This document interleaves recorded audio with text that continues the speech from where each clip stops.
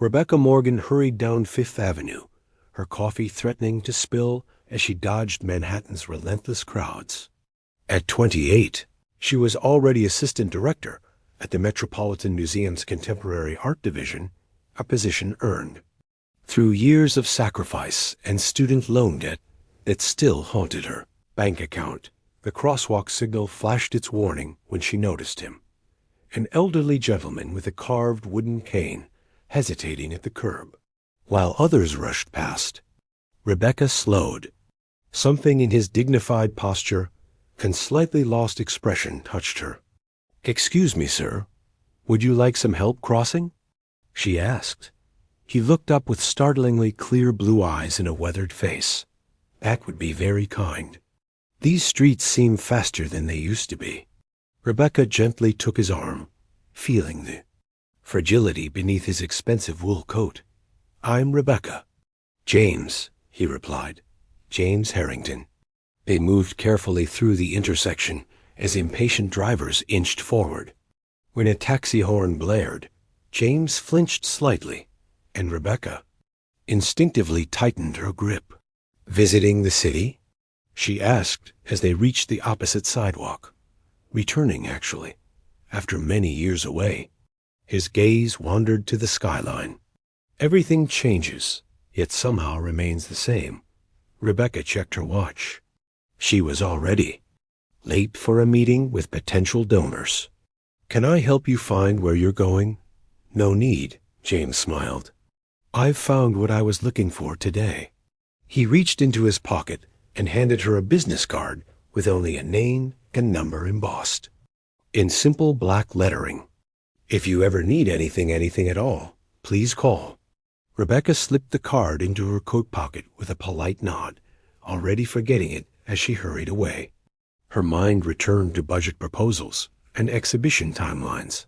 That evening, in her tiny apartment, while emptying her pockets, she rediscovered the card and hesitated before tossing it onto her cluttered desk. Something about the old man's eyes stayed with her as she fell into exhausted sleep. She couldn't have known that across town, in a penthouse overlooking Central Park, James Harrington was making a phone call that would irrevocably alter her life. "I've found her," he said simply, "after all these years." On the other end, a woman's voice broke with emotion. "Are you certain?" "She has Catherine's eyes, and her kindness." James gazed at a photograph on his desk, a young woman with Rebecca's smile. "She has no idea who I am. What will you do?" James watched the city lights shimmer like stars fall into earth. "Tomorrow," he said softly, "I'll change her life." Rebecca slept soundly, unaware that the simple act of helping an old man cross the street had set in motion events decades in the making. Rebecca's morning began with disaster. A pipe burst in her apartment building, leaving her without water and forced to use the gym shower before work. Then her presentation files corrupted, requiring a frantic hour of reconstruction. By noon, she was running on caffeine and determination. When her office phone rang, "Ms. Morgan, this is Elaine Winters, Mr. Harrington's assistant. He would like to invite you to dinner this evening." Rebecca frowned. "Mr. Harrington?" "James Harrington. You met yesterday." The elderly man with the cane. Rebecca's confusion deepened. "How did you know where I work?" "Mr. Harrington has his resources. He's quite interested in the arts and in you. A car will collect you at 7. Before Rebecca could properly decline, the woman hung up. Throughout the afternoon, curiosity battled caution.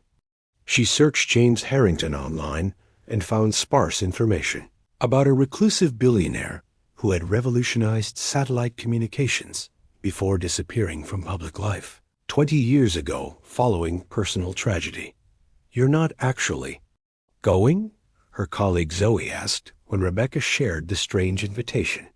"It's probably just a donation opportunity," Rebecca reasoned, though something told her this was different. At 7 precisely, a sleek black car waited outside. The driver handed her an envelope containing a handwritten note. Thank you for indulging an old man's request. J.H. The car brought her to a limestone mansion on the Upper East Side. A silver-haired woman, presumably Elaine, greeted her at the door. He's waiting in the gallery. Rebecca followed through hushed hallways, lined with museum-quality art, until they reached a room where James stood before a painting. He turned, his face brightening. You came. I wasn't certain you would. Curiosity. One out, Rebecca admitted. This is quite a collection. A lifetime of searching for beauty, James said. But I've neglected my manners. Are you hungry? They dined in a room overlooking an interior garden. James asked thoughtful questions about her work, her passions. Rebecca found herself relaxing despite the surroundings. Why am I here? She finally asked as dessert arrived. You clearly didn't need help crossing that street. James's expression grew serious. Sometimes we find people when we need them most, or when they need us. He hesitated. Rebecca, there's something I must tell you about your mother. Rebecca stilled. My mother died when I was 3. My father raised me. Yes, James said gently. Catherine died too young. But before that, she was my daughter. The delicate dessert spoon slipped from Rebecca's fingers, clattering against fine china as the truth began to unfold. The room seemed to tilt as Rebecca stared at the man across the table, her grandfather, a stranger claiming connection to a mother who existed only in faded photographs. That's impossible, she whispered. My father would have told me. James's eyes filled with sorrow. Robert and I had irreconcilable differences after Catherine died. He took you away, changed your last name to his. I've spent years searching. Why should I believe you? James nodded to Elaine, who returned with a leather portfolio. Inside were photographs her mother as a young woman, laughing on the same grounds where they now sat. Letters, or certificates. And finally, a small painting Rebecca instantly recognized. The dancing girl, she breathed. It hung in my childhood bedroom. Catherine painted it. You have her talent. Rebecca's hands trembled. My father said it was from a street fair. Robert wanted no reminders of the past. But I've watched your career from afar. When I saw your name associated with the Metropolitan, I knew it was time. Rebecca's thoughts raced. Yesterday wasn't coincidence. I needed to see you to know you before revealing myself. James reached across the table, stopping short of touching her hand. I understand this is overwhelming. Overwhelming? Rebecca laughed hollowly. My entire history just changed over chocolate souffle. Your history hasn't changed, Rebecca. It's simply expanded. They talked for hours. James revealed the rift, how her mother had defied him to marry Robert Morgan, a struggling artist without prospects. How James's disapproval had severed their relationship until Catherine's illness brought a brief, painful reconciliation. Your father blamed me for not saving her, James said. Perhaps he was right. And now? Rebecca asked, emotionally exhausted. Now, I'm an old man hoping for a chance to know my granddaughter. His vulnerability was palpable. I've respected your father's boundaries all these years, but I'm running out of time. Rebecca stood, needing space. She wandered to the window, seeing her reflection superimposed over the night garden. Her mother had walked these grounds, had perhaps stood in this very spot. I need time, she said finally. Of course. James rose, carefully. But there's one thing that can't wait until morning. He led her down a corridor to a room she hadn't seen. Inside, displayed under perfect lighting, was a collection of paintings, purchased anonymously from various exhibitions over the years. You've been collecting my work, she whispered. I've been collecting pieces of you, James. Corrected gently, the only way I could. Rebecca felt tears threaten as the magnitude of his patient waiting crashed over her. 25 years of silence, watching from a distance, respecting boundaries while holding on to hope. The wall between them began to crumble. Rebecca canceled her meetings the next day, claiming illness. It wasn't entirely untrue. She felt disoriented, as if recovering from some invisible impact. She called her father, now living in Arizona with his second wife. Their conversation was stilted, difficult. "You had no right to keep this from me," she said, voice breaking. "I was protecting you," Robert insisted. "James controlled everything and everyone. He would have controlled you too. I deserve to know my family." "I am your family, Beck." The painful conversation ended with more questions than answers. Rebecca found herself returning to James's mansion that evening, drawn by an inexplicable need to piece together her fractured history. Eileen welcomed her without surprise, as if expecting her return. James was in his study, examining documents, that he quickly set aside when she entered. "I spoke with my father," Rebecca said without preamble. "I suspected you might." James gestured to a chair. "Did it help?" "He's still angry. Still hurt, as am I." James sighed. Two old men clutching ancient grievances while the years slipped away. "I regret that you paid the price for our pride." They talked more openly now about Catherine, about the years of separation, about the parallel lives they'd led. As midnight approached, James hesitantly broached a new subject. "I have a proposition," he said. "The Harrington Foundation funds arts education for underprivileged children. The directorship is vacant. I believe you would be perfect." Rebecca stared. "You want to give me a job?" "I want to give you an opportunity. The position includes overseeing a substantial endowment." The implication was clear. This was no ordinary job. This was inheritance, legacy. People would say, "I didn't earn it." People say many things. What matters is what you do with it. Rebecca left without answering, her mind turbulent.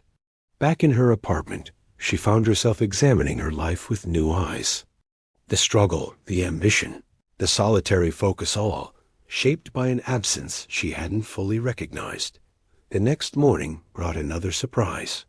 Her father appeared at her door, haggard from an overnight flight. "James called me," he explained. "First time in 25 years. Rebecca stepped back, allowing him inside. "Why?" "He said it was time to end the war. For your sake." Robert looked around her modest apartment. "I was wrong to keep you from him, Beck. I was afraid you'd choose his world over mine." "It's not about choosing sides. I know that now." When they arrived at the mansion together, James was waiting. The two men regarded each other warily, decades of hurt standing between them. "You took care of her," James acknowledged. "You raised her well," Robert nodded stiffly. "She has Catherine's heart." It wasn't forgiveness, not yet, but it was a beginning.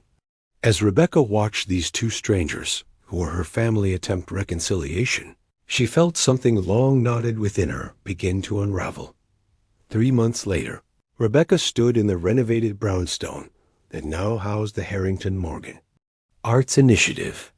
Sunlight streamed through tall windows, illuminating the space where children from across the city would soon come to discover their creative voices. The doorbell chimed. Rebecca smiled at the familiar pattern 3 short rings, James's signature. She opened the door to find him accompanied by her father, their tentative détente evolving into something resembling friendship. "It's perfect," James said, surveying the space. "Catherine would have loved this." Robert nodded, emotion briefly tightening his features. She always wanted art to be accessible to everyone. The past months had transformed Rebecca's life in ways she couldn't have imagined that day at the crosswalk.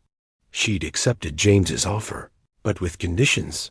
The foundation would bear both family names and focus on bringing arts, education to communities without access.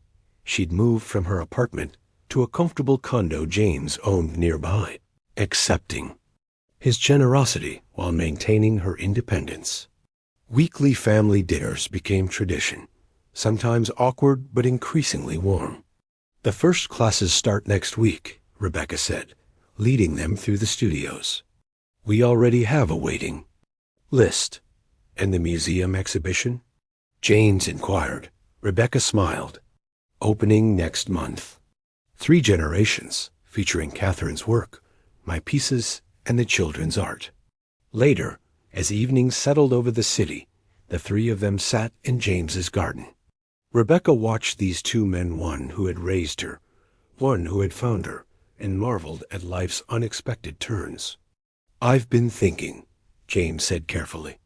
"About what happens next." Rebecca and Robert exchanged glances. "I'd like to establish a trust," James continued, "for the future, for family." "James," Rebecca began, "let me finish." He looked between them. "Life is precarious. I learned that when I lost Catherine, when I lost both of you, I don't want to waste whatever time remains." Under the garden lights, James outlined his vision, not just financial security, but a lasting legacy. Art scholarships, community programs, family holidays at his summer home in Maindot. As they talked long into the night, Rebecca thought about that moment at the crosswalk, how close she had come to walking past, to missing this connection that had changed everything. A simple act of kindness had reunited a family fractured by grief and pride, had given her not just material comfort, but something far more valuable, a sense of belonging, of history, of place. Sometimes the smallest decisions determine the course of our lives. Sometimes helping an old man cross the street leads you home.